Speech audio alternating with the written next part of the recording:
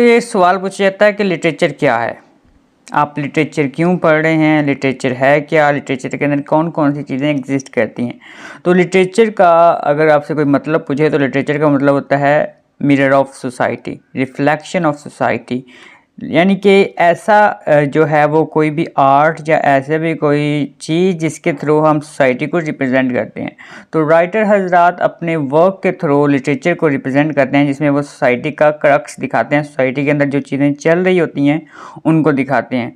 तो literature is any collection of written work, it is specially considered to be an art from specially prose, fiction, drama and poetry and novel.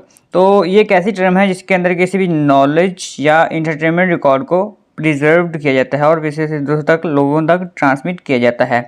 तो writer ज़्यादातर अपने work के ज़रिए जो हैं वो लिटरेचर के ज़रिए सोसाइटी को रिप्रेजेंट करते हैं, सोसाइटी के अंदर